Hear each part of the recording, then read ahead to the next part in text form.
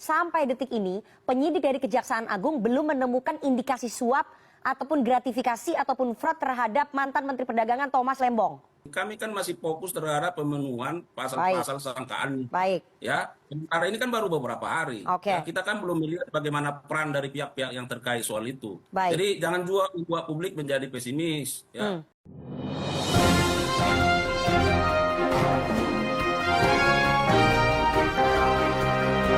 Assalamualaikum warahmatullahi wabarakatuh. Kembali bersama kami di Reaksi Realitas, yang mana kalian akan mendapatkan informasi baru, berita baru, dan tentunya masih hangat diperbincangkan. Dari video sebelumnya kami telah membahas tentang para koruptor yang telah tertangkap oleh KPK. Tak lama dari pelantikan Prabowo Subianto, banyak dari para koruptor yang telah tertangkap oleh KPK. Namun, koruptor atau kasus korupsi yang masih viral atau masih diperbincangkan oleh para netizen, dan banyak para netizen yang tidak terima dengan kasus korupsi ini, yaitu Tom Lembong. Mana Tom Lembong ini adalah Menteri Perdagangan di masa pemerintahan Joko Widodo pada tahun 2015-2016. Terus, dan Tom Lembong ini menjadi tim sukses pemilu Pak Anies, yaitu menjadi lawan Prabowo Subianto. Yang menjadi permasalahan yang pertama, mengapa kasus ini 2015 yang terjadi, mengapa baru sekarang menjadi tersangka? Terus yang selanjutnya yaitu Tom Lembong melakukan impor gula sejumlah 5 juta ton. Terus bagaimana dengan kasus Erlangga atau Agus Suparmanto atau Zulkifli Hasan yang juga mengimpor gula bahkan lebih besar daripada Tom Lembong? Tom Lembong melakukan impor gula sekitar 5 juta ton. Terus Erlangga melakukan impor gula sebanyak 15 ton, lebih banyak ya. Terus Agus Suparmanto melakukan impor gula 9,5 ton. Dan Zulkifli Hasan melakukan impor gula sebanyak 20 ton. Terus mengapa Tom Lembong yang menjadi tersangka korupsi? Terus bagaimana dengan kasus Erlangga, Agus Suparmanto, dan Zulkifli Hasan yang jumlah impornya lebih besar daripada Tom Lembong? Bahkan sampai saat ini penyidik dan kejaksaan belum bisa memberikan bukti yang jelas terhadap kasus Tom Lembong. Makanya Tom Lembong ini menjadi tersangka, bukan terdakwa. Untuk lebih jelasnya, mari kita simak video kali ini.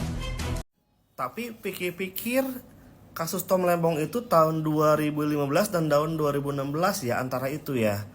Tapi kok nggak diselidiki pas tahun tersebut ya? Atau pas tahun-tahun 20 atau 19 gitu kan? Kenapa baru sekarang ya? Pertanyaan besar ini sih buat semua orang kayaknya ya. Tahu nggak Tom Lembong yang Pilpres kemarin jadi timnya Anies Imin, yang waktu itu bilang mau ungkapkan kebenaran? Iya, Tom Lembong, ex-Menteri Perdagangan, bareng CS, pejabat PT PPI, resmi jadi tersangka korupsi impor gula. Di 2015, Lembong ngasih izin impor gula mentah ke PT AP, padahal Indonesia lagi surplus dan gak butuh impor. Izin ini juga nabrak aturan, karena seharusnya cuma BUMN yang boleh impor, dan itu pun hanya untuk gula kristal putih siap jual. Tapi gula mentah ini malah diolah dan dijual mahal sama perusahaan swasta ke PT PPI, harganya tembus 16.000 per kilo, jauh di atas HET saat itu yang cuma 13.000 rupiah. Akibatnya negara rugi sampai 400 miliar. Lembong dan CS sekarang ditahan di Rutan Salemba selama 20 hari buat nunggu proses hukum. Mereka dijerat pasal korupsi dengan ancaman hukuman maksimal seumur hidup. Kasus ini jadi sorotan karena dinilai bikin harga gula makin mahal dan merugikan masyarakat. Waktu ditanya media, Lembong bilang dia udah pasrah dan serahin semuanya ke Tuhan. Gimana? Menurut kalian asli apa dijebak nih? Jangan lupa follow, next aku bahas yang lebih seru lagi. Saya mau tegaskan ya, sampai saat ini, sampai detik ini, penyidik dari Kejaksaan Agung belum menemukan indikasi suap ataupun gratifikasi ataupun fraud terhadap mantan Menteri Perdagangan Thomas Lembong. Saya ingin Anda menjawab itu. Jangan dikatakan Mbak bahwa sampai detik ini tidak ditemukan. Karena sekarang begini, kami kan masih fokus terhadap pemenuhan pasal-pasal sangkaan. Baik. Ya, sementara ini kan baru beberapa hari. Oke. Ya, kita kan belum melihat bagaimana peran dari pihak-pihak yang terkait soal itu. Baik. Jadi jangan juga membuat publik menjadi pesimis. Ya, Oke. saya kira begitu. Baik. persoalannya Pak Harli, saya harus sebutkan ya, kalau tadi Anda katakan bahwa salah satu alasan kenapa Thomas Lembong ditetapkan sebagai tersangka karena di saat Indonesia sedang surplus gula, ternyata impor gula dilakukan. Tapi saya ingin sampaikan data bahwa yang melakukan impor gula bukan hanya Menteri Perdagangan Thomas Lembong. Menteri-menteri sesudahnya, Enggar Setiato Lukito, impor gula sekitar 15 juta ton. Agus Suparmanto, impor gula sekitar 9,5 juta ton. Muhammad Lutfi, impor gula sekitar 13 juta ton. Zulkifli Hasan, impor gula sekitar 18 juta ton. Jadi impor-impor gula itu dilakukan di saat situasi Indonesia juga surplus gula. Apakah itu akan diusut juga Pak Harli oleh Kejaksaan Agung? Nah, kami mengusut perkara ini tentu berdasarkan dari laporan pengaduan masyarakat dan ini yang ditindaklanjuti, ya. Oke. Nah, kita tunggu saja bagaimana seperti yang Mbak sampaikan tadi. Tom Lembong ketua tim ses Anies sudah ketangkep Kejagung visi misi Pak Anies memberantas korupsi, tahunya ketua tim ses sendiri pelaku. Ya, menanggapi kasus Tom Lembong ini ya, gue sebenarnya ada dua perspektif ya. Yang pertama gue coba untuk masih pro ke Tom Lembong, jangan dulu marah nih pada bentar nih.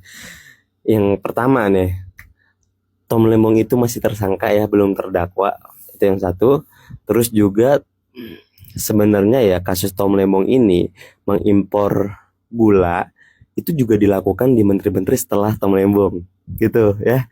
Tapi yang kena cuma Tom Lembong doang. Maksudnya sebenarnya ini tuh ada permainan politik gak di dalam penangkapan Tom Lembong ini kayak gitu ya.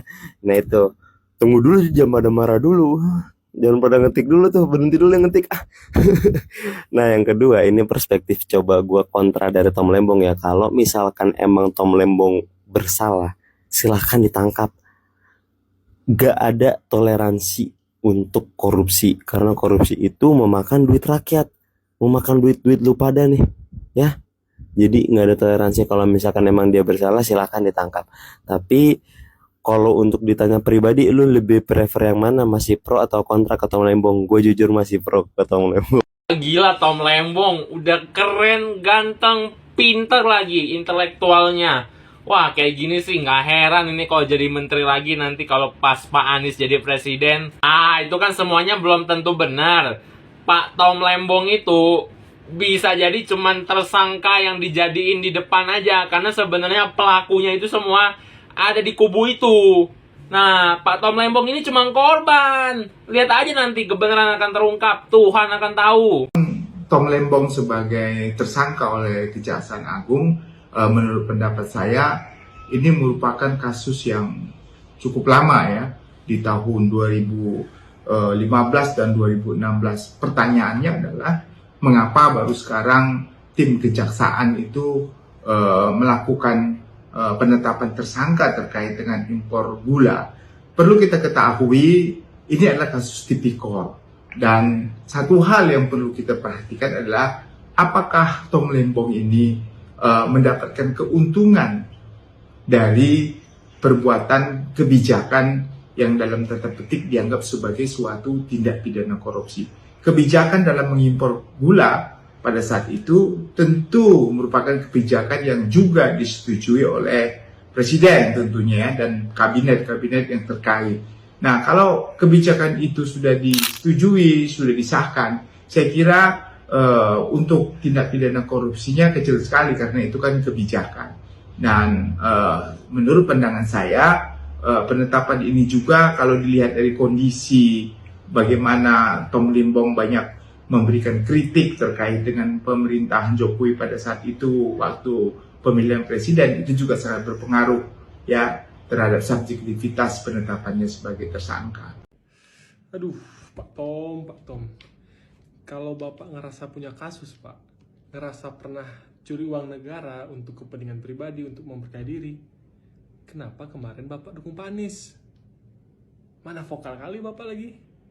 Aduh, kan resiko, Pak. Harusnya ya, Pak, kalau Bapak memang ngerasa punya kasus, Bapak pernah curi uang negara, pas Bapak tahu nih Pak Anies itu kalah, harusnya Bapak bermanuver gitu kan, kayak ya licin sedikit lah Pak, jilat sedikit lah, biar ibaratnya aman nih kasus Bapak nih, kalau Bapak punya kasus ya.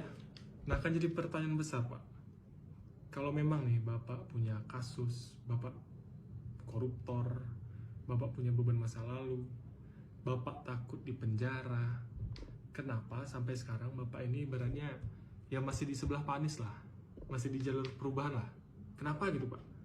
Harusnya kan ya kalau memang itu benar adanya, ya Bapak yang saya bilang tadi bermanuver gitu kan.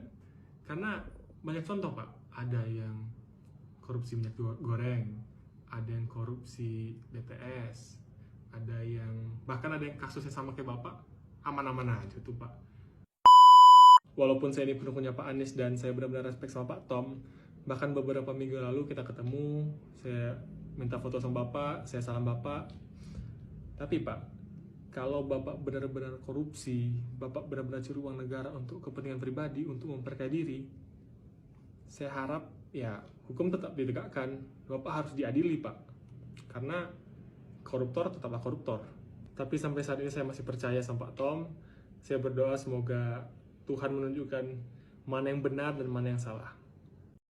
Senyum Tom Lembong ketika ditangkap Kejaksaan Agung dan memakai rompi warna pink. Senyum Tom Lembong ketika menyebut semuanya dia serahkan kepada Allah. Senyum Tom Lembong seakan mensyaratkan bahwa kebenaran itu harus diperjuangkan. Senyum Tom Lembong seakan mengatakan tak ada satupun yang harus ditakutkan kalau kita dalam posisi yang benar. Senyum Tom Lembong dengan lesung pipitnya membuat kita terpana. Terlalu cepat prosesnya, terlalu cepat segalanya. Walaupun kejadiannya 9 tahun yang lalu, tiba-tiba rompi pink itu dan tangan di brogol dia rasakan. Senyum Tom Lembong membuat kita optimis. Semoga kebenaran itu, keadilan itu pasti ada di negeri yang religius ini. Kita berdoa kepada Allah agar Tom Lembong benar-benar tak bersalah. Keadilan tentu saja harus sama rata, tidak berat sebelah, baik terhadap pihak lawan ataupun teman sendiri. Senyum Tom Lembong adalah senyum kita semua untuk berharap keadilan itu benar-benar adil. Tom Lembong ditetapkan sebagai korupsi impor gula dan merugikan negara sebesar 400 miliar. Wow, gede banget ya. Padahal di era kepemimpinan Jokowi, ini ada beberapa menteri perdagangan yang melakukan impor gula juga. Jadi Tom Lembong itu 5 juta ton, Airlangga Tristanto Lukita 2016 sampai 2019 15 juta ton, Agus Suparmanto sebesar 9,5 juta ton, M. Lutfi dan Zulkifli Hasan sebesar 20 juta ton. Tapi kenapa ya yang ditangkap yang paling kecil? Emang hidup sebagai oposisi di negara ini tuh susah ya kayaknya. Makanya negara ini nggak bisa maju gitu. Jadi kalau emang negara ini satu tujuan, nggak ada oposisi, jadi sembarangan dong.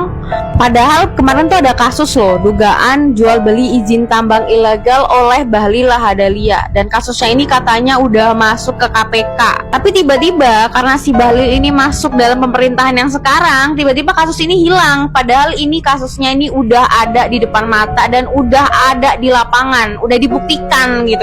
Terus sempet nih di 2022 sempet booming kasus korupsi minyak goreng, sehingga minyak goreng itu harganya bisa melambung tinggi, bahkan ada yang sampai 50.000, 60.000 gitu ya. Terus ini bener-bener kejadian di lapangan, banyak ibu-ibu yang udah pada ngantri gitu ya. Tapi ini si Airlangga berhubung dia gabung sama pemerintahan sekarang, kasusnya adem-adem aja gitu ya. Padahal dia terseret loh di sini. Tapi tiba-tiba kasusnya hilang. Dianya masuk pemerintahan. Apalagi nih yang gak ada tanah IKN 190 tahun, tambah merugikan negara, tapi kagak ditangkep. Emang di negara ini tuh pokoknya yang oposisi itu bakal jadi masalah.